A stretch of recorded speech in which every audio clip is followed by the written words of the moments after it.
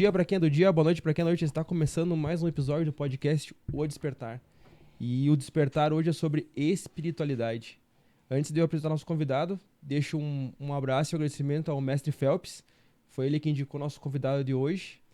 E bora conversar. Se apresente para nós, meu querido. Meu boa noite a todos, família do Axé. Sou o Pai Kevin de Xangô, Pai Kevin do Mirim. Sou natural da cidade de Canoas. Sou da Nação do Sul e sou da Legião de Mucifim. Que legal. Antes da primeira pergunta, eu vou deixar um presente para te levar um pouco da nossa energia contigo. É da loja Voz 37, é uma loja nossa, que também apoia o nosso canal. E espero que você faça bom uso. Obrigado. Pai Kevin, como é que iniciou essa tua jornada dentro da espiritualidade? Como é que foi esse teu despertar dentro desse meio? Eu nasci, dentro da religião, Eu sempre costumo de brincar, que eu nunca tive berço de ouro. Eu tive berço de religião dentro da minha família, Nasci dentro de um terreiro, que era da minha avó carnal e minha mãe de santo que me iniciou.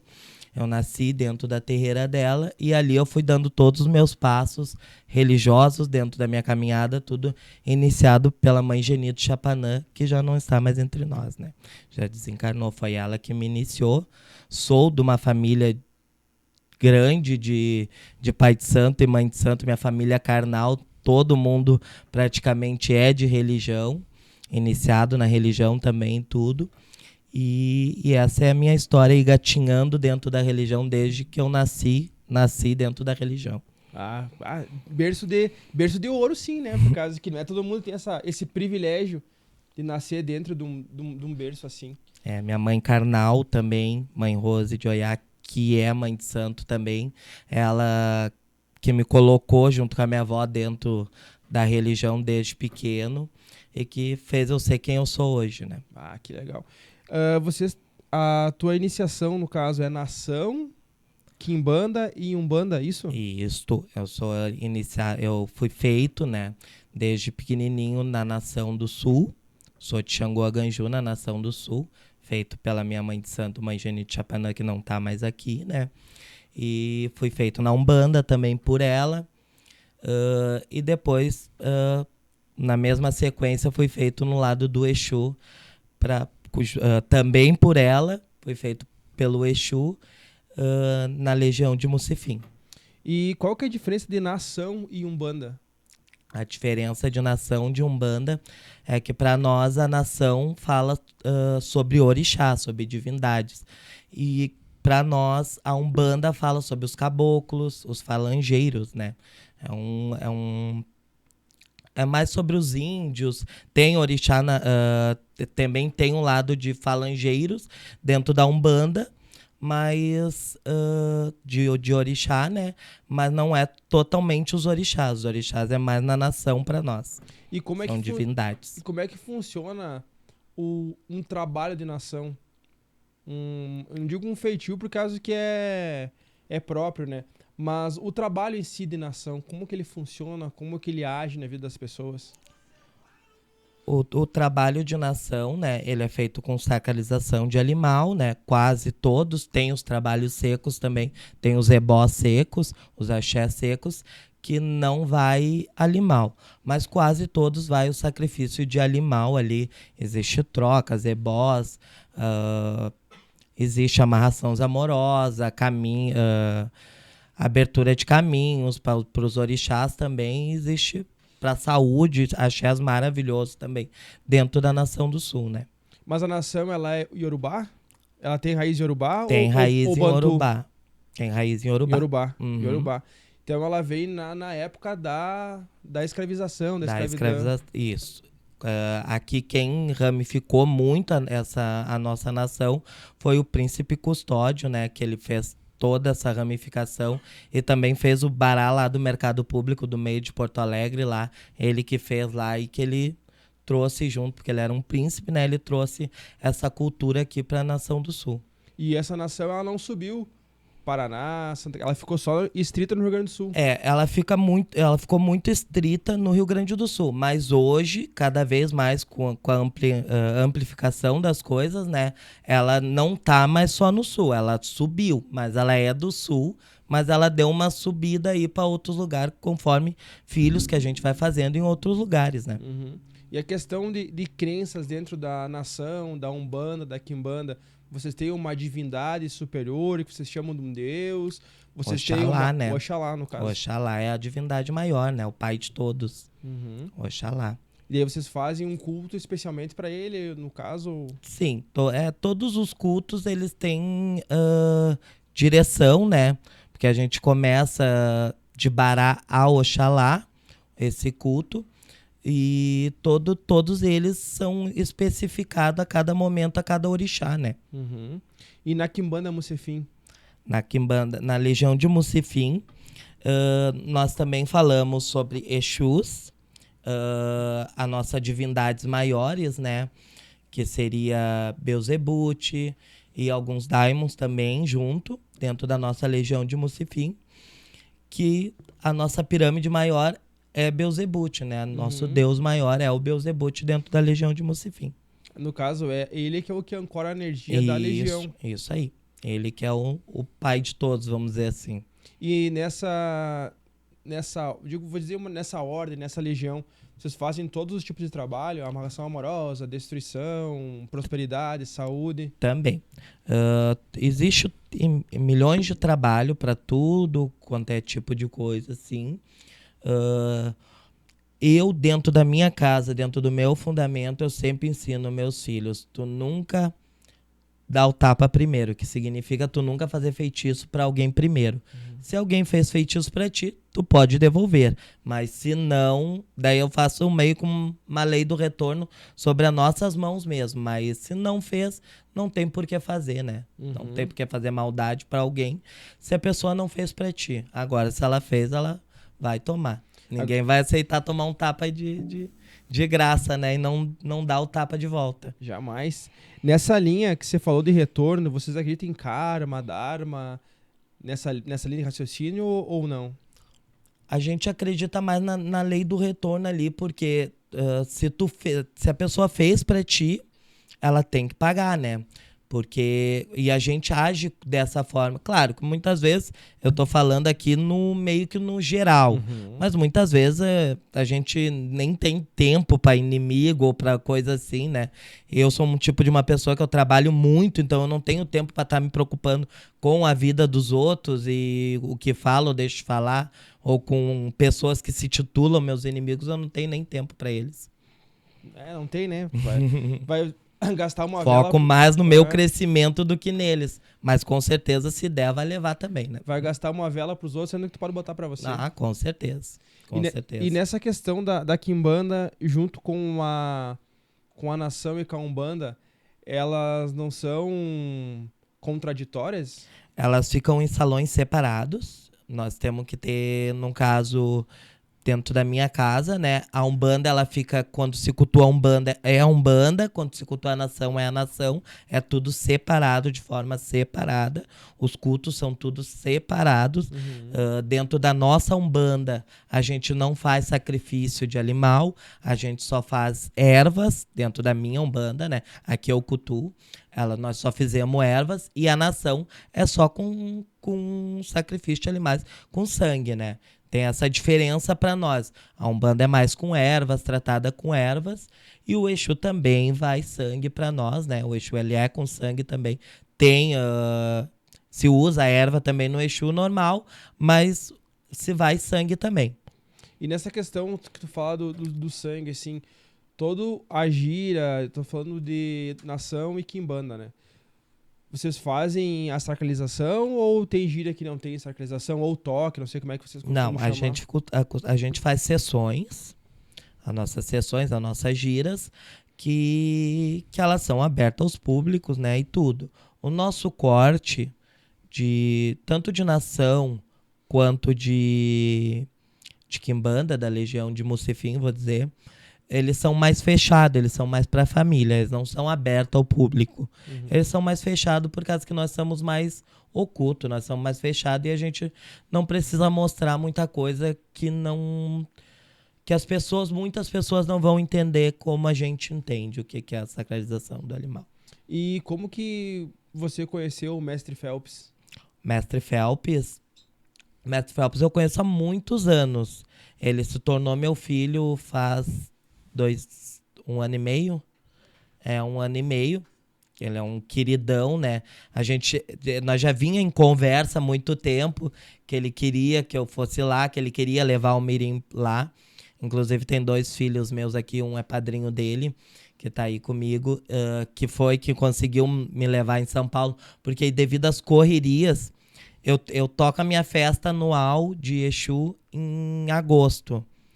E nós já tava de organização e tudo, correndo e tudo, e eu não conseguia ir lá. E ele queria, porque queria que eu fosse lá. Daí esse meu filho me pegou e disse, pai, vamos lá que ele quer te conhecer, ele quer falar contigo. E ele já queria conversar e tudo por telefone, e nós não conseguíamos se encontrar para ter esse tempo. Aonde que eu fui lá, né? Esse meu filho me levou e a gente conseguiu conversar e se acertar. E o Mirim, que é o meu Exu, cortar para ele lá e dar a iniciação para ele. Na Mocifim. Na Mocifim. Na Legião. Que legal. E como que é esse contato teu com a espiritualidade? Você incorpora? Que eu vi Eu me incorporo desde os 10 anos. Desde os 10 anos. Desde que eu era uma criança. Muito tempo, né? Sabe que, só fazendo adendo na pergunta, quando a gente é criança, tu tem a tua ligação com o espiritual mais fácil, né? Aí depois se faz ali, por exemplo, comigo, 12 anos em diante ali, parece que ela se fecha. Se fecha mais, né? E aí até você conseguir abrir a tua pineal de volta, sabe, fazer esse processo. Por eu viver e gatinhar dentro do terreiro da minha avó, e mãe de santo, que me iniciou, que me deu tudo que eu tenho, eu enxergava muito desde pequeno. Eu sempre fui uma criança que enxerguei muito espírito, era comum para mim enxergar. Alguns eu assustava, alguns eu gritava, saía correndo. Quando me assustava demais, eu saía gritando e a mãe me acalmava, porque a mãe já tinha muito mais experiência. Na época me acalmava e tudo, mas para mim começou a virar uma coisa comum. Ver espírito, conversar com espírito, era uma coisa comum, né? Até que quando eu tinha 10 anos, eu me lembro que eu fui numa gira de Exu e eu passei muito mal. E o Exu da minha avó deu 3 baforadas na minha cara e eu, de charuto, né? E eu não me apagou. Eu me lembro assim de eu girando muito, porque eu tava meio inconsciente, né? Eu me lembro de eu girando muito, muito, muito e caindo. Depois ali o Mirim começou a se fazer mais presente, mas ele também era muito trancado, porque eu era muito novo, não tinha questão do álcool, não podia beber álcool, não podia fumar cigarro, porque eu era muito novo, eu era uma criança, tinha todos esses cuidados dentro do terreiro da minha avó, porque a minha avó era muito antiga, né? Ela tinha muito mania, né? Pessoa mais antiga dentro da religião tinha suas manias, né? E ele foi muito trancado muito tempo. Mas mesmo sendo trancado muito tempo, daqui um pouco não dava, deu 1 ano da chegada dele, quando eu me dou por si, eu tava com 40 filhos na minha volta, para ele já fazer as iniciações, para ele começar a fazer as coisas dos filhos. Ele sempre foi muito de povo, de muita gente. O Mirim, ele é muito comunicativo com todo mundo, entendeu? Então ele sempre trouxe muita gente com ele, buscou muita gente. De uma palavra que ele dá, ele consegue agarrar pessoas pra vida toda, assim, entendeu? Então acho que Deus, que ele chegou no meu corpo, ele mudou a minha vida, ele praticamente me deu tudo que eu tenho hoje, fez essa família enorme que eu tenho hoje, de muitos filhos e netos e bisnetos dentro da minha família, e isso foi ele que buscou, foi ele que me deu todo o suporte que eu tenho hoje, foi ele que fez isso acontecer na minha vida. Que massa. Só voltando à pergunta que eu ia te fazer antes, a questão da tua manifestação é por incorporação, mas também radiação, e você também tem a clarividência ainda hoje? Não, hoje eu não enxergo mais. Teve um período, né? É porque a gente passa por um processo até a feitura total. A feitura total, ele já não tem mais, não pode mais estar enxergando, porque eu não conseguiria fazer coisas que eles fazem, né? Que são direcionadas a Exu. Eu não conseguiria fazer essas coisas, então eu acho que pelo menos no meu caso eu posso dizer que ele me apagou totalmente antes de fazer a feitura dele, porque senão tinha coisas que eu não ia fazer, coisas que ele faz. Mas que tipo de coisa seria isso que tu não poderia ver ou tu não teria a coragem necessária para fazer aquilo? A coragem necessária para fazer aquilo. Ou, vamos dizer assim, até a questão, como o Exu da minha avó, ele era muito antigo, ele vinha de provas, ele gostava muito de fazer provas na época. Era toda hora pagar charuto na mão, coisas que é cotidiano, né? Mas era toda hora ele inventava uma prova ou outra, né? Exu beber 7 tipos de bebida. E daí, além dessas provas, tinha as provas que era mais pesada, que eram as provas espirituais que a gente chamava, né? Porque as coisas materiais, comer fogo, tudo, eles passavam. Então, ele foi um pouquinho mais além e fez as provas espirituais. O que eram as provas espirituais? Ele ia lá e falava uma palavra falava 3 palavras para uma pessoa que a gente praticamente nunca viu na vida, e o nosso Exu tinha que entrar lá e falar as mesmas 3 palavras. Que massa. Se conectar e falar as mesmas 3 palavras. Que ele falou ali sem o nosso Exu estar ali junto, né? Ele tinha que entrar lá e falar as mesmas 3 palavras. E tinha essas provas espirituais. E tinha milhões de outras provas espirituais, né? E hoje segue ainda ou não? Não, eu procuro não fazer prova, porque o meu Exu diz hoje, né, que ele passou por todas essas provas na época. O Exu da minha mãe carnal também passou por 1000 provas. E eles entraram num consenso quando eles comandaram a casa junto, que eles não precisavam fazer prova. Porque eles já tinham sido provados, e os Exus deles, eles sabiam quem tinha condições ou não tinha, quem buscaria ainda um grande crescimento dentro da espiritualidade, uma evolução dentro da espiritualidade, aquele Exu. Então eles não precisam provar. A única coisa que eles cobram é a evolução na vida do filho, né? É a mudança na vida do filho. Hoje tu tá ruim, amanhã tu vai ficar um pouco melhor, amanhã o teu Exu tem que te dar caminho, o teu Exu tem que te dar solução, porque senão, para nós, o Exu, ele é o dono do caminho para nós, então não teria por que cultuar Exu se tu não tiver caminho, né? Tu não tiver prosperidade ali no que tu tá fazendo. E quando uma pessoa te procura pra fazer um trabalho, você já direciona ela, ou se ela tem um caminho dentro da Quimbanda ou dentro da nação, já direciona ela para uma sessão, para ela ver como é que é? Quando uma pessoa me procura, primeiramente a gente abre os oráculos, né? Eu jogo carta, eu jogo o buzo negro do Exu e o buzo da nação do santo. O buzo negro para nós é a cabala, né? Que é o nome que nós chamamos chamado dentro da legião de Mucifim, que é o buzo negro de Exu. Eu jogo eles, eu consulto. Se a pessoa quer entrar diretamente, eu mando ela ainda conhecer a casa, conhecer o fundamento, ver se ela vai se adaptar, ver se ela vai gostar da casa, ver se ela vai gostar das regras. Além do fundamento, eu sempre digo uma coisa: cada um tem as suas regras dentro da sua casa. Cada pai de santo tem as suas regras. Então a gente tem que entrar dentro de uma casa, a gente não pode vir com todo o nosso conhecimento, se vem de outra casa ou coisa assim. A gente tem que dar uma baixada ali e perguntar pro dono da casa como é que são as regras. Se a pessoa vai se adaptar em tudo, a gente dá a iniciação, é jogado para ver se dá a iniciação primeiro na Nação do Sul. Geralmente é na Nação do Sul, porque eu sou de Xangô, e o meu Xangô pede a iniciação, nem que seja primeiro pro lado de lá, e depois é passado automaticamente pro lado do Exu. Ah, então eu não faço, tipo, direto pro Exu ou direto pra Quimbanda, no caso? Não. Exceções, né? Tem exceções que sim. Tem exceções que tem como fazer.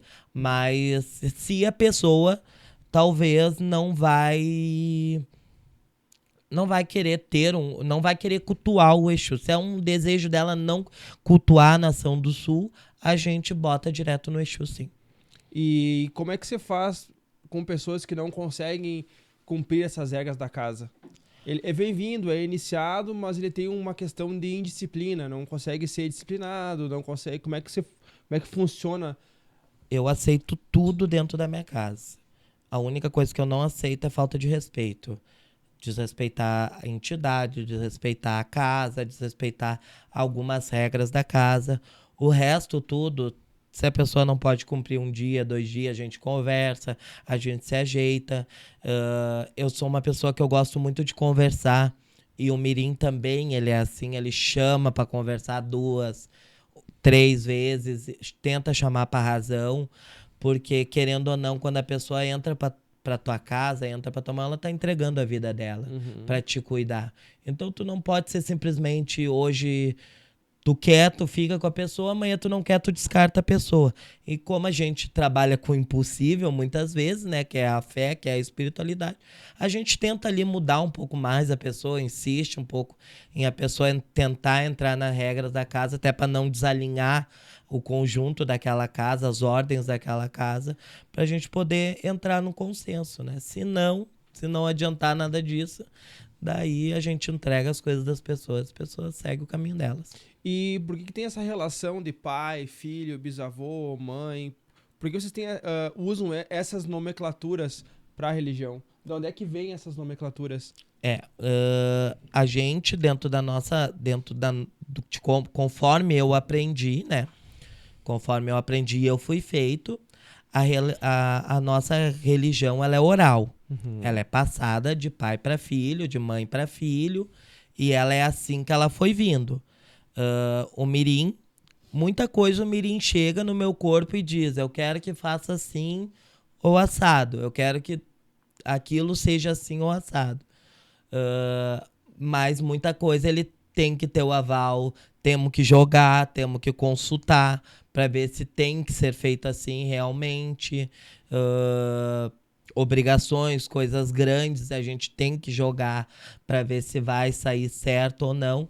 Porque a gente tem que pedir a licença aos nossos ancestrais, porque nós temos ancestrais no Exu e nós temos ancestrais na Nação do Sul também. Então a gente tem que pedir a licença a esses ancestrais para poder fazer qualquer coisa, né, que não for do nosso cotidiano ali.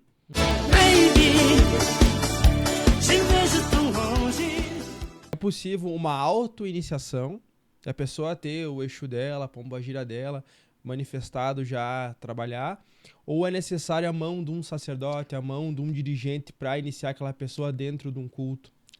A gente precisa que alguém nos inicie, que alguém nos dê o que a gente não tem sobre axé, sobre a questão do axé. Incorporação é fato. A minha avó incorporou com 15 anos, 14 anos também, vinda de Bagé, se incorporou com 14 anos, não sabia nem o que era religião com 14 anos. Entendeu? O Sete, que era o Exu dela, Sete Encruzilhada, pegou ela e disse que ela tinha que entrar pra religião. Até então tinham levado ela no médico, tinham levado ela em tudo, e achava que tava dando um problema nela. Era a incorporação do Sete que tava nela. Então, incorporação tu incorpora. Mas a partir da incorporação, tu tem que procurar um terreiro e para aquele médio, aquele sacerdote ali, te iniciar, te fazer as coisas conforme tu não tem, que é ganhar faca, para dar segmento àquela raiz, né? Mas no caso, se o próprio Exu e a própria pombagira da pessoa falar, eu quero te iniciar dentro da espiritualidade, no caso não teria validade. Para nós não teria como. Para nós, pro nosso fundamento, conheço pessoas que fazem, mas nosso fundamento não pode. Não pode. Temos que a faca tem que ser passada. Tu não pode fazer aquilo que tu não tem. Entendeu? Por mais que seja o teu próprio espírito, teu próprio Exu te iniciando, para nós não dá. A nossa família ela é passada de pai para filho, Assim como meu avô lá passou pro meu pai e foi passando, todos meus ancestrais foram passando. E é assim que segue daqui pra baixo também. Uhum. E o que é a espiritualidade pra ti? Espiritualidade pra mim, eu vivo na espiritualidade. Eu durmo muito pouco, eu passo noites em claro, num cruzeiro, num cemitério, em tudo quanto é canto. Espiritualidade me salvou de tudo e mais um pouco. Espiritualidade me salvou de depressão, de quando eu tinha muito vazio, sem entender o porquê. A espiritualidade me salvou em todos os momentos da minha vida. Em tudo, a espiritualidade estava ali comigo. Eu costumo dizer, quando é que tu entrou pra religião? Eu não me lembro, porque eu sempre fui de religião, né? E hoje agradeço a minha mãe carnal e agradeço a minha avó por ter me iniciado muito cedo, por ter feito eu muito cedo na nação e no Exu. Porque senão talvez eu não teria tudo que eu tenho hoje, eu não seria quem eu sou hoje, eu não conseguiria segurar muitos filhos e pessoas como eu faço. E foi graças a elas que acreditaram na espiritualidade, acreditaram que... Uma vez me perguntaram, e se tu não quisesse seguir esse caminho? Uhum. Daí eu disse, eu acho que não teria essa possibilidade, porque eu nunca pensei em não existir esse caminho. Foi só esse caminho que foi me dado, porque para mim ser pai de santo, ser feitor de Exu, para mim isso é uma missão. Vem comigo, né? Então... E você nunca teve aquelas crises existencial de, eu vou largar tudo, não quero mais? Inclusive, com a religião, não. Eu tenho momentos, como qualquer outra pessoa. Eu tenho momentos como às vezes estou muito cansado, às vezes a gente tem que largar o nosso problema, abdicar a mão da nossa vida para estar ali escutando o problema das pessoas, aconselhando as pessoas, atendendo todas as vezes. Eu tive um problema em particular, né, que eu tive que largar, que era muito importante, para ir atender uma mulher que bateu na minha porta. Quando eu terminei de atender ela me disse, ainda bem que tu me atendeu hoje, porque eu estava sem expectativa de vida. Daí aquilo dali resolveu o meu problema. Eu disse, não, a espiritualidade é foda, né? Porque tu vai e ajuda os outros, e assim tu já tá te ajudando, né? Da mesma forma, tu já tá te ajudando. Então, eu acho que é isso, né? Espiritualidade pra mim é tudo. E quem que é Exu e Pombogira pra ti? Exu Mirim é meu pai. Pombagira Sete Encruzilhada é minha mãe.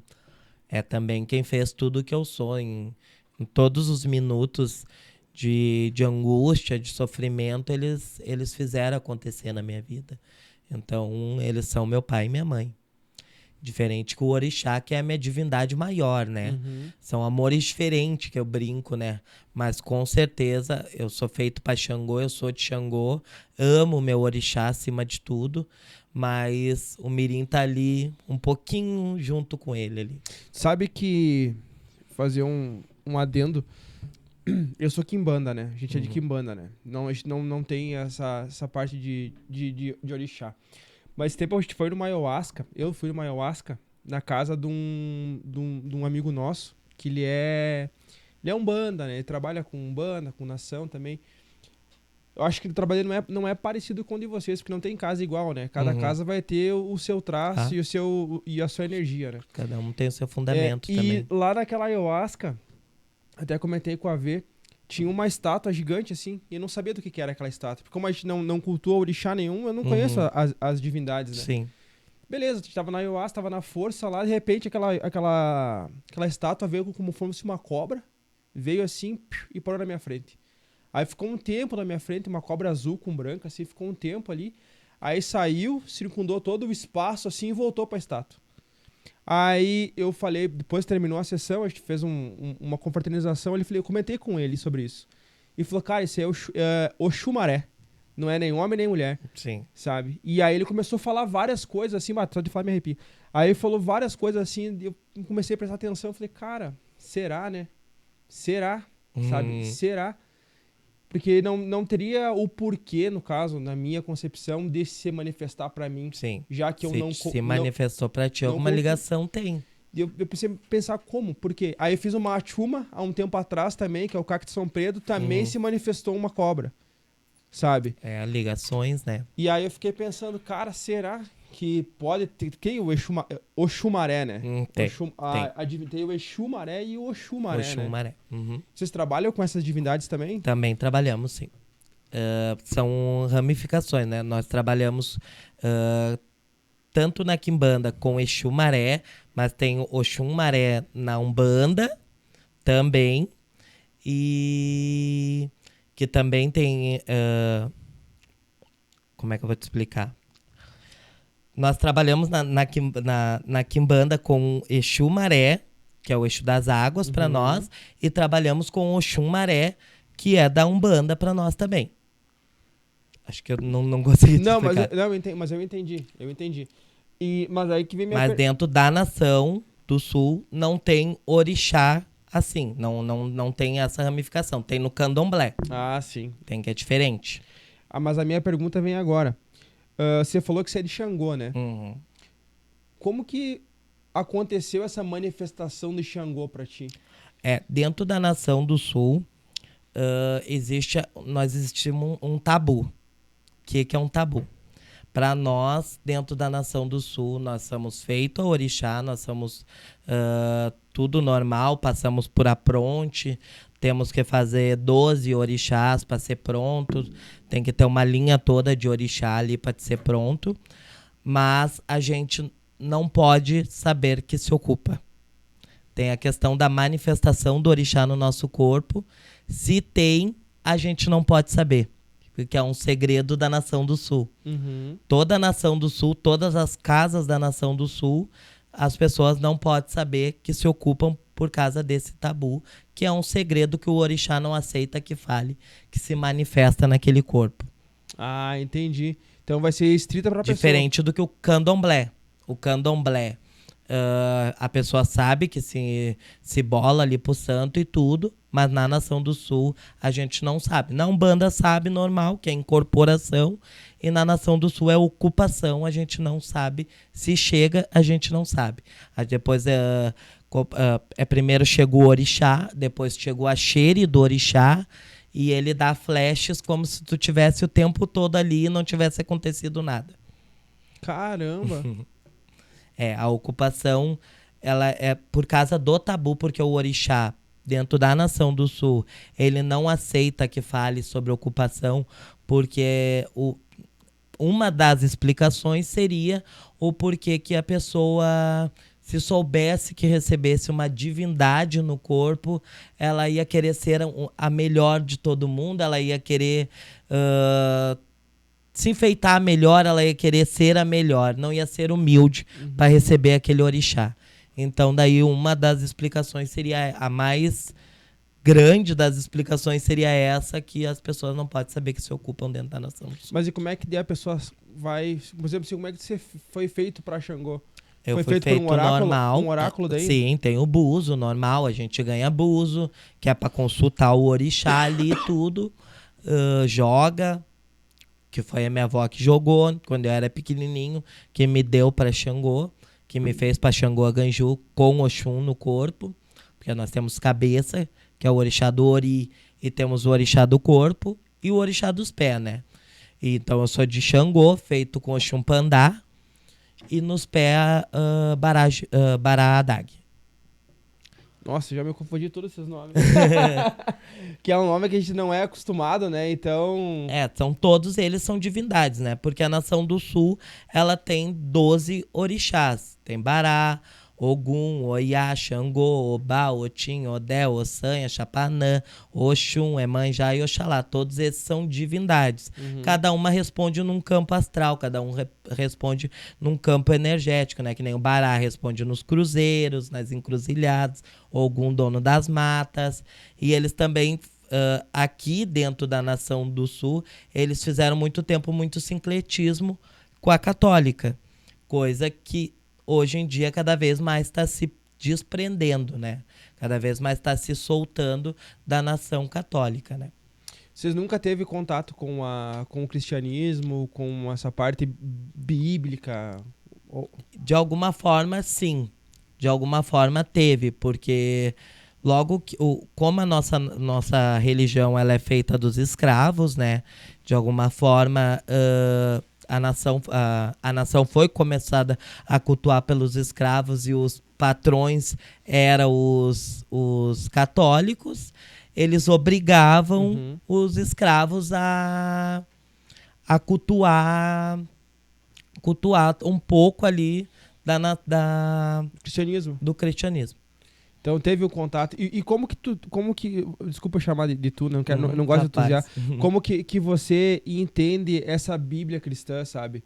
Tu entende ela como uma forma de aprisionamento, uma forma de libertação? Como que você enxerga esse? Não tenho o mínimo contato, nunca tive e eu acho que nem quero ter. Então coloca pra dois. Porque eu acho que tem muita contradição naquilo dali.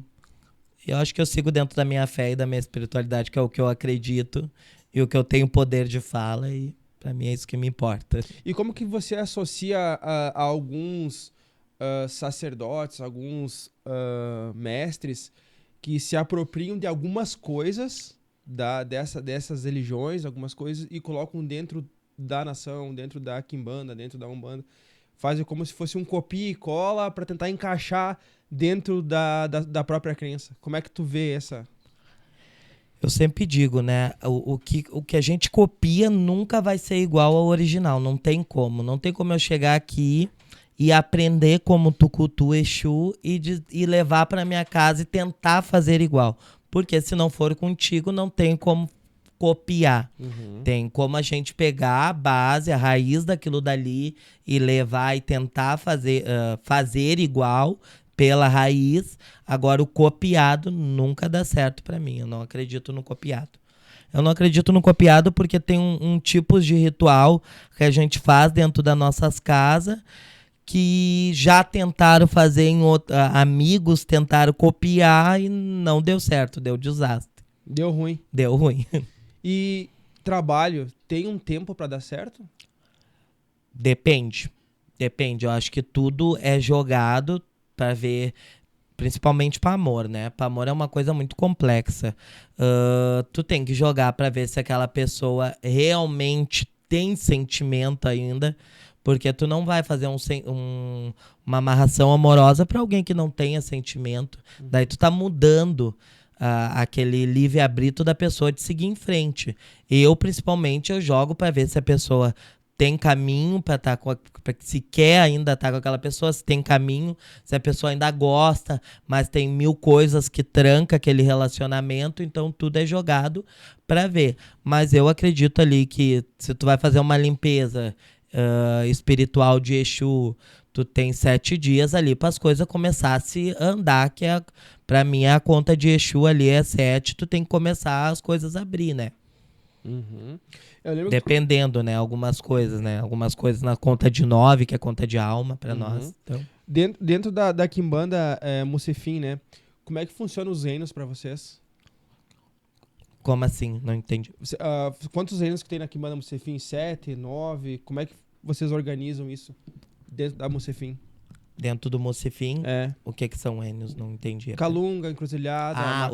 que nós chamamos de focos. Tá, por isso. Muda as palavras, para nós é focos.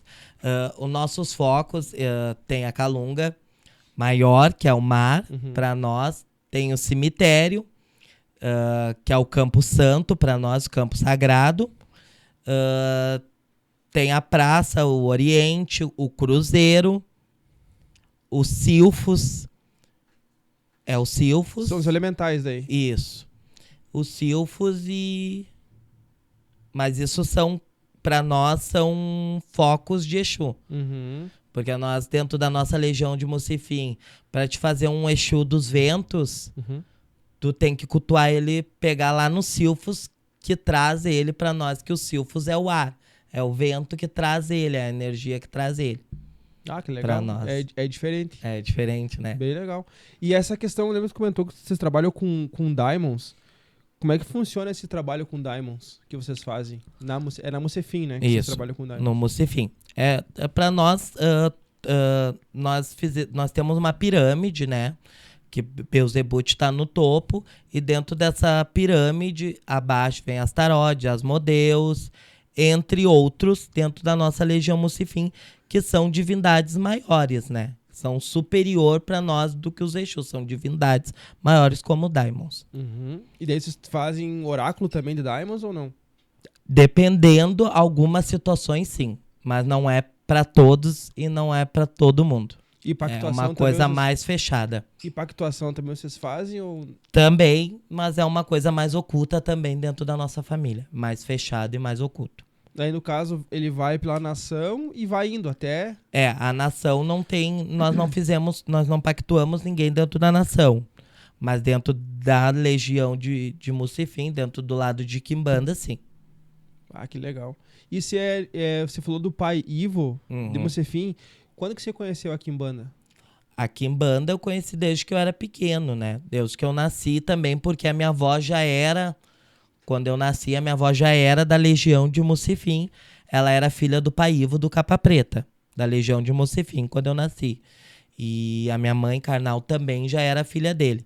Já cultuava essa forma de Exu diferente que tem lá no sul. Porque nós temos lá no sul a Quimbanda, que ela é um pouco diferente, e a legião de Mucefim, que é totalmente diferente da Quimbanda. Para nós, as duas falam sobre Exu, mas não é modo diferente de cultuar. Uhum. Nós somos de uma legião que é totalmente diferente do que as quimbandas lá da onde que a gente, no caso de Porto Alegre, dali, da região dali, é diferente o nosso Mucefim que a gente tem, a nossa legião. Então eu conheci a legião desde pequeno, fui iniciado desde pequeno também, fui filho depois que a mãe Geni não estava mais entre nós. Eu fui filho do pai Ivo durante um bom tempo. E ele terminou ali as minhas obrigações, o que faltava ali, ele que me deu. Também faz 2, 3 anos que ele faleceu também. E o que seria a Umbanda Cruzada? Seria Umbanda com Quimbanda ou... Sim. Dentro do meu conhecimento, Umbanda Cruzada é a Umbanda que Exu pode chegar junto ali e se manifestar. Ou determinadas casas, tem casas que cultuam Umbanda Cruzada até com nação. Junto. No caso, vocês não é. Nós não. Não é isso. Nós somos tudo separado. Quimbanda linha de Quimbanda é uma coisa, para entender linha de Quimbanda para nós é uma coisa, linha de Umbanda é outra e nação é outra coisa. E não tem chispa nisso, de se trabalhar com energias diferentes assim? Não, para nós é tranquilo, né? Porque o nosso sempre foi assim, sempre foi cotidiano. Eu na nação do sul, eu sou de Xangô. Na Umbanda, eu sou do cacique Ogum, das matas. Uhum. Entendeu? Então, quando eu tô lá, é lá. E quando eu tô aqui, é aqui. E no Exu, eu sou do Mirim. E nunca reverberou nada no teu corpo Nunca. físico, assim? Nunca. Ou questão de negócio, prosperidade? Pelo contrário, me faz muito bem trabalhar dessa forma que a gente é iniciado. Que massa. Que a gente é feito. Porque tendo os três lados, né? Às vezes a gente acha que pode dar algum tipo de revés, né? Porque uma vela pra Deus é uma vela pro diabo, né? Uhum. Então tu fala, pra quem, em qual pé que eu boto a minha em qual canoa que eu vou, sabe? Sim. E aí nós optamos só pela canoa da mão esquerda, né? Então a gente não cultua nada que seja da outra mão, sabe? Sim. E... eu fui iniciado dessa forma. E lá, mais pro lado de Porto Alegre, é comum tu ter os três lados, tanto a nação quanto a Umbanda e a Quimbanda, né, que é o Exu. E quanto tempo que demora pra pessoa ser iniciada dentro dessas tradições de vocês? Então, antigamente, eu vou falar, pela minha avó, demorava muito tempo. Hoje, se tu tem dinheiro, tu compra tudo, né? É muito fácil tu chegar em qualquer casa e tu comprar. Se eu disser não, eles vão na tua casa e tu vai fazer. Alguém vai vender. Alguém vai vender. Então, mas o certo é a pessoa passar por etapas preparatória de lavar a cabeça, de uma iniciação. Primeiro lavar a cabeça, depois tu faz ali dependendo da nação, né? Um aribibó, um burido. Tu vai indo até tu sentar o orixá primeiro, depois tu sentar o resto dos teus orixás. Mas tem que sentar todos? Temos que sentar 12 orixás para ser pronto. Para ser babalorixá, ialorixá, Não é só o teu? Não. Temos que ter 12 dentro da Nação do Sul. Por quê?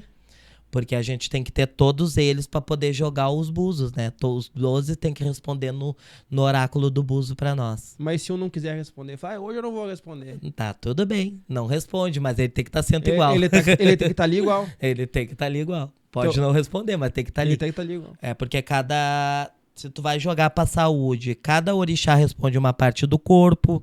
Se tu vai jogar pra caminhos, Bará vai falar sobre caminhos, e assim vai. Ogum vai falar sobre caminhos também.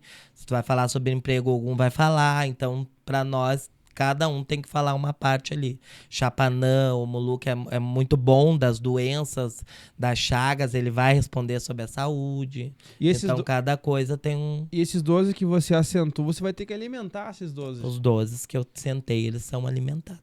E por exemplo, assim, tem um iniciado ali, como é que ele vai alimentar na casa dele, vai na tua casa? Como é que vai funcionar essa troca energética? Então, assim, ó, funciona assim. Eu te iniciei primeiramente. Tu vai lá, tu é iniciado, tu segue os rituais da casa normalmente. Quando chega que o teu orixá de cabeça pediu obrigação, que seja de 4 pés, de cabrito, tu vai e te recolhe para fazer essa obrigação. Tu é recolhido, tu fica sem mexer no celular, tu fica sem... tudo que for do mundo, tu não pode fazer. Tudo que for sujo, tu não pode fazer. Então, tu fica recolhido somente para as coisas limpas, né? Para as impurezas do mundo pro orixá. E daí, tu fica recolhido. E daí, o teu orixá respondeu lá que quer fazer só a obrigação dele. Daí, é feita só a obrigação dele. Depois, é recolhido e fica no quarto santo. Quando for para te aprontar de Bará Oxalá, também que é todos esses, que um exemplo, tu pode virar pai de santo, não quer dizer que tu vai ser, mas tu pode ser pai de santo, tu vai e tu tem o direito de abrir a tua casa se o teu orixá quiser. Se o teu orixá não quiser, tu não abre casa. Não vai também. abrir. Fica sempre na casa do teu pai de santo. Mas aí quando tu abrir a tua, você leva as coisas... Leva tudo, teu pai de santo leva pra ti, pra te dar o caminho até lá. Foi isso que aconteceu contigo quando você se dissociou da sua mãe carnal. Isso aí. Você teve essa outorga para abrir o seu espaço. Isso aí. Dentro daquilo, da sua diretriz, no caso. Isso aí. Sim. Eu fui seguir o meu caminho espiritual, né? Comprei uma casa, comecei do zero, levei todas as minhas entidades, tanto de Quimbanda, de Exu, de Umbanda e dos meus filhos todos. Então era muita obrigação quando eu fui levar para casa nova. E ali eu comecei a minha história sozinho, porque o meu Exu disse que o meu caminho tinha que ser assim. E em relação à questão desses últimos tempos, né? Principalmente do Covid para cá, você acha que mudou muitas coisas na questão de religião, do Covid para cá? Muitas iniciações por PDF, por YouTube. Como é que tu vê essa questão? A religião, ela tá evoluindo e ela tá mudando cada vez mais. Eu não posso falar no geral, porque se eu falar no geral, eu tô falando da minha casa também. Eu procuro não mudar. E eu tenho certeza que nas casas dos meus irmãos, das pessoas que eu sigo, que eu acredito ali, elas também não mudam. Porque a gente faz a mesma coisa durante muito tempo. Mas coisas que a gente vê, sim, a religião está mudando muito. A PDF, a iniciações em PDF. Eu tenho uma menina que bate lá em casa de vez em quando, que é comum ela cortar para ela mesma, é comum ela fazer todas as funções dela, sendo que ela nunca teve uma iniciação. E o meu Exu já falou isso para ela, que ela tem que ter uma iniciação para poder fazer isso, dentro do nosso fundamento. A gente não é o nosso Exu que nos inicia. É o nosso pai que passa de axé a axé e para poder dar continuidade àquela raiz. Certo. E tu acha que é por isso que tá mudando muito as religiões, por causa dessas auto-iniciações, que Eu tá essa acredito que sim. loucura? Eu acredito que sim. Eu acredito que, como eu disse, se tu bater na minha casa, pai Kevin, eu quero me aprontar, e eu te disser que não, tu vai bater na casa do João, do Pedro e da Manuela e eles vão te fazer. Vão te cobrar lá uns 20, 30 mil, 40 mil, até 60 mil, como tá a religião hoje. E eles vão fazer. Que loucura. Vão fazer de tudo e vão. Toma aí, ó, só pelo dinheiro. E vai. E vai. Porque se realmente, como eu disse, na minha casa tu tem regras, tu tem tempos, tu demora para te aprontar devido às coisas, tudo segue um fundamento, tudo segue uma regra, mas se vem aquela pessoa que entra que ela tem sede de ser, ela não vai se adaptar dentro da minha casa, porque ela não vai querer esperar, ela já vai querer ser mãe de santo da noite pro dia, ela vai se tornar mãe de santo, vai subir pra cabeça, o ego vai falar maior, não vai acreditar nas iniciações, nas coisas morais ali, que é respeitar o seu pai de santo, seguir com o seu pai de santo, e é isso, né? Infelizmente. Mas, e qual que é essa necessidade de você querer ser um pai de santo, querer ser uma mãe de santo, sabe? Qual que é essa necessidade? No que você vê é pautada essa necessidade de querer ser alguém, sabe? Pra mim, nunca foi necessidade, foi missão. Sim. Porque desde pequeno, quando a minha avó abriu um buzo pra mim e disse assim, ó, tu vai ser um pai de santo muito grande e tu vai ter muitos filhos e tu vai ser famoso, ela disse, de uma forma assim, né, que tu vai ser bem conhecido como um pai de santo. E eu disse, vó, eu acho que eu não quero isso me assusta. Me assusta porque eu não quero ser igual a senhora. A senhora já basta pra mim. Na época, né? A senhora já basta pra mim. A senhora já é o tudo pra mim. Por que eu tenho que fazer a mesma coisa que a senhora? Porque eu via tanta ingratidão que ela passava desde pequeno, né? Olhando ali, analisando.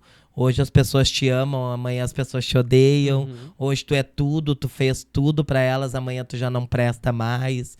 E a gente vendo tudo isso durante um tempo dá um choque, tanto pra mim quanto eu e a minha mãe carnal já conversamos isso, eu e a minha mãe Rose já conversamos isso. Se a gente tivesse fixado nessa ideia de ingratidão de coisa, hoje a gente não seria pai de santo ou mãe de santo. Mas como a gente é uma missão realmente que a gente tem que seguir e fazer, cuidar da vida das pessoas, direcionar a vida das pessoas, a fé é maior do que tudo para nós e a fé cura tudo para nós. Então, para mim não é um ego ser pai de santo, é uma missão, porque se fosse um ego, o ego não dormir direito, o ego viver a vida dos outros e não viver a minha vida, isso para mim não é ego. Isso para mim é realmente missão. É entrega, né? É entrega. E você vê hoje a religião como um comércio? Uma forma de um enriquecimento possível, sabe? Nessa questão que você fala, vai bater numa, duas, três portas, talvez na quarta porta o cara vai fazer. Então virou um comércio. De alguma forma, sim. De alguma forma, sim. Mas eu também penso da mesma forma que se tu bateu na porta do fulano, bateu na porta do João, pedindo ajuda, e ele te cobrou sei lá quanto, vamos dizer assim, um valor exorbitante, e tu quis pagar, tu que quis pagar. Ele não te obrigou, ele não saiu da casa dele. Eu não sou assim. Dentro da minha casa, eu não ajo assim. Mas se ele te cobrou e tu quis pagar, é tu que tem que rever, né?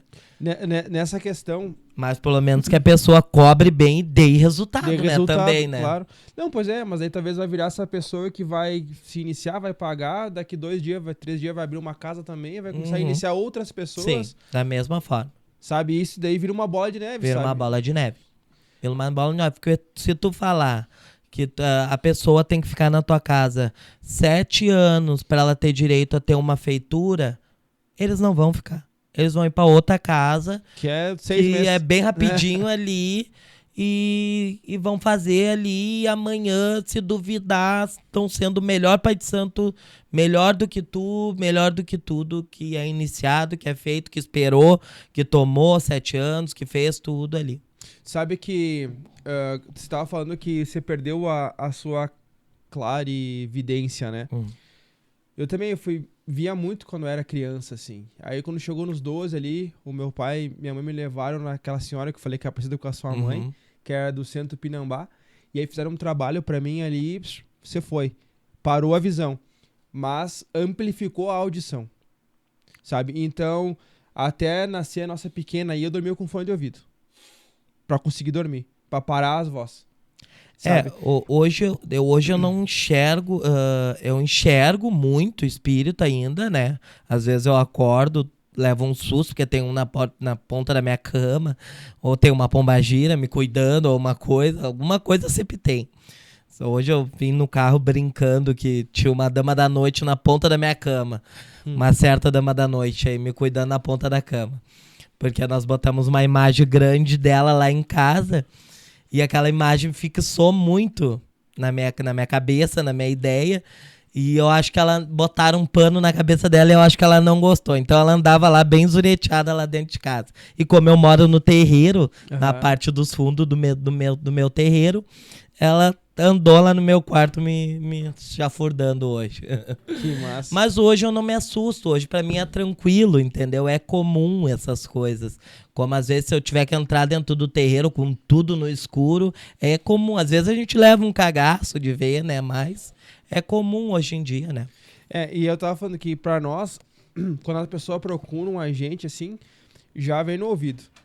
Sabe? Ah, vai seguir, não vai seguir. Se não vai seguir, eu já falo na hora, assim, ó, pode procurar outro lugar. Sabe? Eu nem perco o meu tempo e também não perco o tempo da pessoa.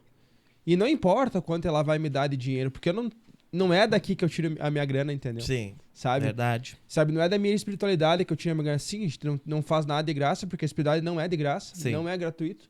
Tu tem uma troca energética, tu tem o teu esforço, então tu tem que cobrar por isso aí, concordo? Tem que ter toda a parte de preparação, de energia, de elementos que vai, mas eu não gosto de perder tempo. Sabe, aí tu fica lutando com uma pessoa ali que não vai, eu já...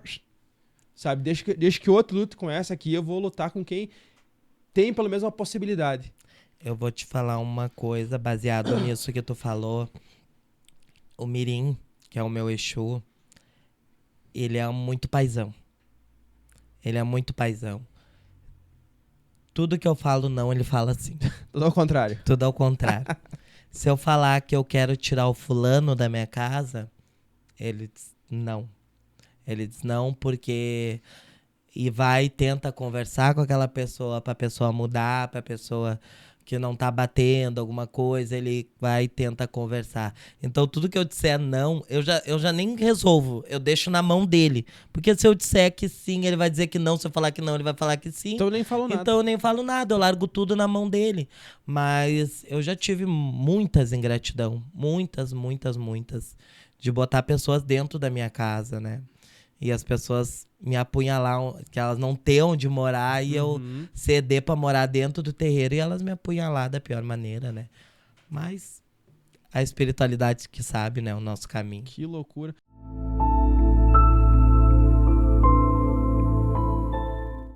A tua forma de você vivenciar hoje nação, quimbanda, umbanda, você sofre algum tipo de represália pelas pessoas que tu conhece ou que não te conhece na tua casa? Que eu vi que teve umas quantas casas que foram depredadas e vem esse movimento lá de cima para baixo, né? Das pessoas invadirem casas de pai de santo, acabar destruindo imagens e tal. Sofre algum tipo de preconceito em relação a isso? Não, eu nunca sofri nenhum tipo de preconceito. Inclusive, eu saio pra rua montado de roupa de religião, tudo, e nunca sofri nenhum preconceito, nem na minha casa, nunca tive esse preconceito. Nem na casa da minha avó, que nós somos mais antigos lá, que a casa tem 60 anos. Uns 60, 70 anos tem a casa da minha avó lá, nunca aconteceu nada. Acontecia de piadinhas, coisas assim, de passarem rindo, porque tinha uma igreja do lado da casa da minha avó. Era casa de macumba e igreja, uma do lado da outra. Então, o pastor nos conhecia, se dava bem tudo. Mas as pessoas que eu acho que chegavam novo ali não sabiam desse respeito que a gente mantinha. E daí acontecia, assim, algumas piadinhas, algumas coisas, mas nunca teve nada de ato. E quando você vai no Rio Grande do Sul, assim, que você vai nas casas dos teus filhos, ou tu vai em algum lugar, tem algum tipo de preconceito ou também não? Não sofro um preconceito, não. Acho que não. Acho até que se eu sofrer, eu acho que eu sou uma pessoa meio ignorante pra essa parte. Eu acho que vai dar BO, então. Então eu nunca sofri nenhum tipo de preconceito. Porque eu vejo que pra nós aqui no interior do estado, como tem... Eu acho que o pior preconceito que a gente sofre é do próprio pessoal batuqueiro, é o próprio pessoal da nossa religião. Por causa de fundamentos diferentes, por causa de jeito diferente de fazer, cada um com seu fundamento. E as pessoas hoje elas não cuidam do seu fundamento. Elas querem cuidar do fundamento alheio. Do jeito que tu faz, pra te criticar, pra te fazer. Tu tem que fazer dentro do jeito que eles fazem, porque é a única certeza. E não é, né? Cada um cultua do jeito que aprendeu, cada um segue do jeito que aprendeu. Se dá certo pra cada um, segue o baile, né? Como eu digo. Tu tem algum livro, algum manuscrito dessa tua vivência, da tua casa? Não tenho livro. Eu tenho os nossos livros de feitiço, de coisas, tudo que a gente pratica e que a gente faz. Penso algum dia em fazer um livro, sim, mas não tenho ainda, não. Em relação ao que tua avó, a tua mãe cultuava na época delas e hoje, tu vê muita mudança em relação social? Social? Na sociedade, assim, em geral, naquela época que elas faziam o culto delas e em relação a hoje.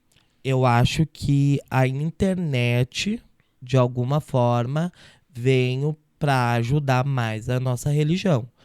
Eu não falo da demonstração do nosso ritual, do nosso sagrado, de mostrar tudo que nós fizemos. Eu acho que isso fica dentro do terreiro. Mas eu acho que em questão de abrir mais, tirar a parte que o Exu não é o mal, só o mal, aquela coisa que a católica botava na nós, que nós todos servimos ao diabo, cada vez mais eu acho que isso a internet vem ajudando, sim, na sociedade para que abram mais as cabeças, né? Agora que tu tocou no diabo, vocês acreditam nessa figura mitológica, arquetípica? Não acreditamos, não. Não? Isso é da católica, é da Bíblia, não é nosso, não. E pra vocês, Exu e Pombogira são amorais? Em que sentido? De não ter essa moralidade que nós temos, essa ética que nós temos. Eles vão fazer o que tiver que ser feito. Doa quem doer, não importa quem for. Eu acho que Exu, ele vai te cobrar se tu tiver errado e ele vai te abraçar se tu tiver certo. Exu não é aquela figura que a gente tem ali como só o bem, não. Ele vai te dar pau, assim como teu pai e a tua mãe te educam em casa. Ele vai te cobrar, tua mãe te cobra se tá errado, vai te ensinar o que é certo, nem que isso doa um pouco, mas vai te ensinar o que é certo e o que é errado. E o que seria bem e mal pra vocês? Bem e mal é relativo, né? O bem e o mal. Talvez o que é bom pra mim não é bom pra outra pessoa. Bem e mal é muito relativo, né? Pra mim não tem muito uma explicação. Porque às vezes eu posso achar que eu tô fazendo o meu bem e tá acabando fazendo mal de alguém, né? Então eu acho que mal realmente é tu fazer mal, tu direcionar o mal pra alguém sem aquela pessoa merecer aquilo dali. E o bem seria o contrário, tu ajudar quem bate na tua porta, quem precisa de ti, de uma palavra amiga e tudo, e sem prejudicar ninguém, né? Dentro de alguma forma, né? E um trabalho de destruição, então, não necessariamente seria mal. De alguma forma não seria mal, né? Se tu tá ajudando alguma pessoa, porque eu dentro da minha casa, como eu expliquei antes, eu não vou fazer pra pessoa se a pessoa não fez pra ti. Se bater dentro da minha casa, ó, eu quero fazer um feitiço pra destruir a vida do João. Eu digo, vamos lá, vamos jogar. O João merece? O João te fez alguma coisa? Se o João fez, a gente vai devolver com a maior intensidade. Agora, se o João não te fez, eu procuro não fazer. E as Eu mando pessoas. procurar outra casa. E qual que é o maior tipo de trabalho que você recebe hoje? A procura amoroso, destruição, prosperidade, amor próprio, caminho. Ah, eu posso englobalizar dentro da minha casa. O lado amoroso é muito grande, tá? Mas não tô aqui pra dizer que não trabalho pra tudo que bate dentro da minha casa, porque tudo que bate dentro da minha casa a gente tem que ajudar de alguma forma, se a espiritualidade mandou, mas trabalho pra tudo quanto é tipo de coisa. Mas hoje acho que o que mais bate seria caminhos, pra caminhos e pra amor, eu acho. Amor. Acho que sim. Amor, no caso, na relação de uma amarração amorosa. De alguma forma, ou até pessoas, eu acho que às vezes nem precisa de uma amarração, mas precisa de uma orientação de como seguir um relacionamento, porque hoje em dia, quando tu conhece os defeitos daquela pessoa, tu já não quer mais ficar com aquela pessoa. Então a gente vai e tenta arrumar aquele casal, a gente tenta, numa base de uma orientação ali, tenta se ajustar. E você já, e você já teve alguma já teve alguma represália em relação fiz um trabalho X, por exemplo, mas aquela pessoa não cumpriu determinadas coisas que ela deveria cumprir. No entanto, como às vezes as pessoas gostam e costumam terceirizar a culpa, terceirizaram em relação a você. Já teve essas situações? Já. Um fato que é impressionante. Eu fiz uns trabalhos pra um rapaz voltar e ele voltou pra mulher. Acho que demorou um pouquinho, tipo, acho que 21 dias, ele voltou. Daí ela me ligou que eles estavam super felizes. Não deu 2 dias, ele foi embora. Tá, primeira vez eu achei estranho, mas tudo bem. Ela foi me procurar de novo. Eu refiz o trabalho. Ele voltou. Deu 2 dias. Ele foi embora de volta. Disse, não, tem alguma coisa de errada nisso aí. Na terceira vez, de novo, ele voltou e ela foi embora. Daí eu disse, fui obrigada a perguntar, tu tá batendo nesse cara, né? Alguma coisa tá acontecendo. Sim, ela admitiu que ela batia. Ela descobria coisas do passado dele, quando eles não estavam juntos, e ela lá ia agredia ele, brigava, né? Porque ela era louca, fissurada nele, ela brigava, daí tudo acabava virando pra trás e eu ia lá, tinha que resolver. Daí ela admitiu que ela realmente brigava com ele, por isso que ele ia embora, né? Quem é que vai ficar apanhando? Sim. Nem com amarração amorosa a pessoa fica apanhando. E nessa situação, daí, como é que se resolveu? Como é que foi? Daí a gente conversou com ela, teve que ela mudar os hábitos dela, né? Porque senão não ia dar certo. E você acha que vocês entendem como médium as pessoas que trabalham contigo? Médium? Os meus filhos, santo? Todos médiums? Sim, médium. Uhum. Todos os médiums deveriam passar por um tratamento, assim, psicológico ou psiquiátrico até. Não por questão de ser louco, mas a questão de você realmente se entender. Entender as manifestações que você recebe, aquilo que realmente é teu e aquilo que realmente é da tua entidade, da tua espiritualidade.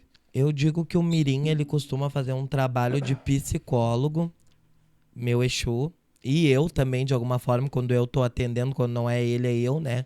De alguma forma, atendendo. A gente já é o psicólogo, a gente já é o médico, a gente já é o tudo. Claro, a pessoa precisa da medicina, precisa, mas a gente faz esse trabalho também de buscar entender quando às vezes não é só um feitiço, não é só uma coisa, o que que tá prejudicando aquela pessoa, o porquê daquela pessoa. E às vezes a gente tem que limpar coisas para trás daquela pessoa, porque a pessoa traz a bagagem de dores, de mágoa, de coisas com ela que tranca ela em alguns campos da vida dela, né? Então a gente tem que fazer puxar lá de trás para poder ir para frente, para a pessoa dar certo no que ela quer ter, né? E vocês trabalham com Egum, com Kilba também? Ou... Também, muito. Fazem culto pra eles também ou não? Também, muito. Uhum. E como É só que eles, para nós, existe o Egum e existe o Egum ancestral. Nós cultuamos, fizemos culto para Egum ancestral, tudo normal. Mas existe aquele Egum que é de demanda, aquela quiumba que vem que trabalha só para ruindade, só para negatividade, e que a gente tem que tirar ele das pessoas de alguma forma e tudo, e a gente trabalha ali para limpar eles, tirar eles. E como é que vocês entendem esse caminho? Vocês entendem como evolutivo? O momento que, por exemplo, que você desencarnar, para onde é que você vai? O que você vai ser no mundo de lá? Vai continuar sendo o pai Kevin ou começa toda uma história nova? Eu acredito na questão que quando a gente morre, a gente tem que se tratar ali, entender o que aconteceu na nossa vida, se tratar para poder aceitar e descansar, sim. Mas não volta como um ancestral? Acho que demora, né, para voltar como uma ancestralidade. Demora pelo menos um tempo depois que tu te tratar ali do que tu passou nessa vida, pelo menos para mim, do que eu acredito. Mas e qual que seria o teu objetivo pós-vida? Porque se você tá fazendo todo um trabalho espiritual hoje aqui, tem que ter um motivo. Por que você faz o que faz hoje? Beleza, é uma missão que eu tenho que cumprir, mas por que eu tenho que cumprir essa missão? Sabe, o que me espera depois que eu cumprir essa minha jornada aqui? A minha intenção seria deixar a minha filha, porque eu tenho uma filha carnal de 13 anos, deixar ela hábita para ela seguir o que eu faço, assim como minha avó, minha mãe me deixou hábito a seguir, eu deixar a minha filha para dar continuidade a isso que eu faço, né, de alguma forma. Mas se mais para frente eu tiver que voltar a reencarnar, não teria problema, eu acho, sobre isso. Voltaria de boas? Voltaria. Eu não voltaria. Eu tô fora daqui. Voltaria, mas eu queria voltar do mesmo jeito, com tudo do mesmo jeito, com o mesmo Exu, com o mesmo Orixá, com tudo do mesmo jeito. Eu não voltaria. não. A não ser que fosse voltar, mas não ter esse apagão. Por causa que eu não entendo esse apagão como aprendizado. Sabe, que se eu sei que o fogo me queima, eu não vou botar a mão. Sim. Se eu sei que a chaleira esquenta, eu não vou botar a mão na água quente, entendeu? Agora, quando eu volto apagado, eu tô suscetível a cometer os erros em dobro, tipo dívida de banco. Sim. Sabe? Acumular empréstimo sobre empréstimo e não conseguir saldar essa dívida. Sim. Sabe? Então, se fosse pra não apagar e eu conseguir aprender, aí sim. Agora, se é pra zerar o game e voltar zerado, aí eu tô fora. Esse é o ruim, né? Aí eu tô fora. Aí esse é o único ruim. Se eu tivesse poder de escolha, não. Zerado, não. Porque quando tu vai, tu lembra. Mas quando tu volta, tu esquece. Sabe? Isso que eu acho que tem um quesinho que me pega muito aí, sabe? De quando você voltar pra evoluir, mas você esqueceu o que você fez. Sim. Sabe? Esqueceu todo o trabalho que vocês, por exemplo, hoje todo o trabalho que você faz, toda uma movimentação energética, e aí quando você volta, você esquece tudo isso. Aí você vai pra lá, você vai aprender mais ainda. Sabe? Vai ter um contato que aqui você não tem. Você vai ter lá acesso a conhecimentos que aqui você não consegue entender. E aí você volta a zero. Sabe? Realmente. Isso que me pega um pouco na questão de voltar pra cá, sabe? Porque dentro da nossa visão de Quimbanda, a nossa ideia, que a gente tem, a nossa intenção, é você desencarnar, você passar por esse tempo de decantação, decantar lá o tempo que você comentou, e estudar, e aí sim voltar, mas espiritualmente, dentro da minha árvore genealógica, para direcionar os meus. Sim. Aí eu vou direcionar, por exemplo, minha pequena, vou direcionar os filhos dela, aí eu vou direcionar eles dentro desse caminho, sabe? Mas eu como um espírito, como um Exu. não como um ser carnal mais, né? Sabe? Essa, pelo menos, seria a nossa linha de visão, né? Sim. Não voltar pra esquecer ou voltar sendo filho de uma pessoa que é minha inimiga, sabe? Pô, Sim. puta sacanagem, né, velho? Vai É se fuder, né, cara? complicado. Pior que é. Mas para nós não tem essa, para nós dentro do nosso fundamento não tem essa ligação. O Mirim não tem nenhuma ligação, como é que eu posso explicar? Genealógica contigo. Genealógica comigo, não tem. Ele era ou devia ter com outra pessoa, mas não comigo, não tem nada a ver. E por que ele tá contigo? Eu acredito por missão dele também, né? Que o Exu ele tem que evoluir também, né? Ele tem que trabalhar, ele tem que evoluir. É nisso que eu acredito. Uhum. E na questão dos rituais fúnebres pra vocês, como é que funciona? Eu vi que você desencarnou a sua avó, né? Como é que foi o ritual fúnebre dela? Tanto pro lado da nação existe os rituais fúnebres, quanto pro lado do nossa Legião Mucifim também existe os rituais fúnebres. Eles são uns rituais de alguma forma pesado para quem não conhece, né? Porque a gente tem que ali o típico que hoje tá na internet, que é o embalar caixão, né? Uhum. Tem que embalar o caixão, que é obrigado a embalar o caixão, mas tem todo um outro preparo, tem todo um outro ritual que é dentro do terreiro, que tem que despachar ou não despachar, dependendo, tudo é jogado, as obrigações daquela pessoa, tanto de Exu quanto de santo, e isso é feito um ritual para ser despachado, não é simplesmente pegar lá e atirar em qualquer lugar, não, ele tem que ser despachado tudo isso, tem que ser feito da forma correta, da forma que aquele Egum ali ancestral pediu, né? E vocês fazem cremação também ou não? Não podemos. Não pode fazer cremação? Não. Por quê? Dentro do meu fundamento, como a gente vem, a gente tem que ir. Ah, como veio tem que ir. Não Isso. pode cremar pra virar uma cinza, virar um não feitiço. podemos. Para nós, não.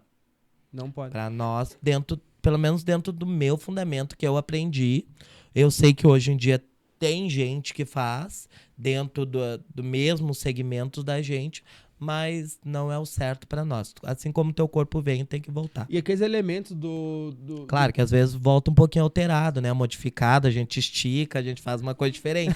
Mas tem que voltar. Mas você não pode, por exemplo, pegar os ossos do teu familiar ali pra fazer uma ritualística posterior. Também não. Não podemos, né? Porque isso dá muita polêmica, né? Infelizmente, tem leis que complicam a gente em questão a isso de fazer. Mas seria bom fazer, mas não dá, né? Em alguma forma não dá.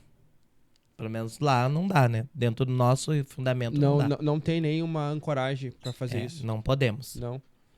E a questão, assim, de filhos mesmo, sabe?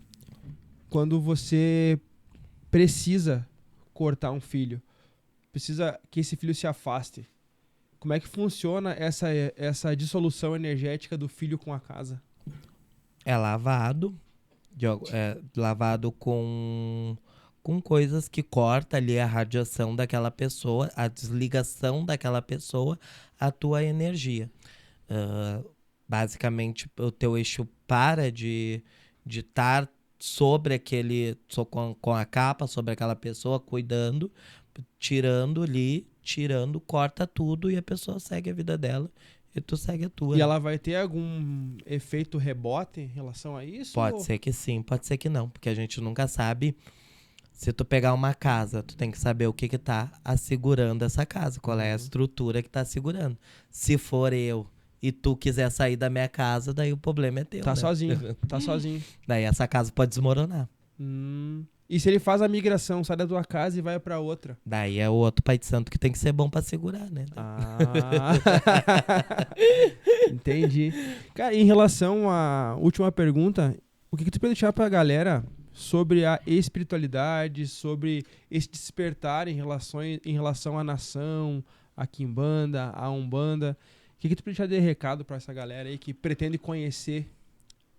O que eu recomendo sempre é, primeiro lugar, religião pra mim, ela nunca foi uma coisa de tu tá pipocando. Eu vou entrar pra casa do fulano, eu vou me entregar a minha cabeça, entregar o meu ori, entregar os meus Exus pra aquela pessoa cuidar e cortar em cima. Faz numa casa só, faz firme. Senão, não entra para aquela casa. Escolhe uma outra casa se tu achar de errado. Procura bem, porque hoje em dia acontece de tudo. Nós temos coisas horríveis em todas, a religião não é só na nossa. Então procura bem a casa certa, a casa que tu quer entrar, para que não tenha que estar pipocando de casa em casa. Todo mundo botando a mão sobre teu ori. E daqui um pouco tu pega um cadinho de cada um, porque tu faz de um jeito, eu faço do outro. O Filho de Santo saiu da tua mão, foi pra minha. Ele já quer pegar o teu cadinho, levar pro meu e já se torna nada. E nem ele mais sabe do que ele é. E eu sempre digo, uma árvore tem que ter raiz. E é base, a nossa religião, ela é raiz, ela é segurança. Então, tu entra, por mais às vezes que teu pai de santo, sei lá, te cobre, te xingue, te brigue, mas vale a pena tu continuar no aquilo dali. Eu nunca saí do meu segmento, eu nunca saí do meu fundamento. Eu queria mais 1000 vezes ter os professores que eu tinha, que continuassem comigo, para me dar as aulas que eles me deram, para mim passar as noites e madrugadas e dias ajoelhado no chão, escutando. Porque a gente primeiro tem que sentar para escutar, para depois se levantar para falar. É assim que eu aprendi a religião. E isso foi durante, acho que muitos anos, né? E a espiritualidade é isso. Hoje eu tô na casa do Pedro, amanhã eu tô na casa do Manuel e amanhã eu tô na casa do Antônio. Resumindo, cada um faz o fundamento de um jeito, eu já pego aquilo dali, eu já faço uma sopa que eu nem sei mais o que eu sou. Resumindo, tu tá iludindo mais um, tu tá guiando um cego em caminho escuro, tu tá totalmente perdido, porque tu começa a inventar tanta coisa, pegar um pouquinho de cada um que tu acaba que tu nem sabe quem tu é. Concordo contigo. Kevin, muito obrigado por ter vindo, por ter Eu dado que agradeço a aula de oportunidade. conhecimento aí e espero a gente se encontrar mais vezes. Com certeza, com certeza. Eu que agradeço o convite de ter vindo. Agradeço também meu filho Felps, um abraço pra ele. Um abração, meu filho. E eu acho que é isso, né? Show de bola, obrigado, querido. Tudo de bom pra você. Tudo de bom. Valeu, pessoal. Até a próxima.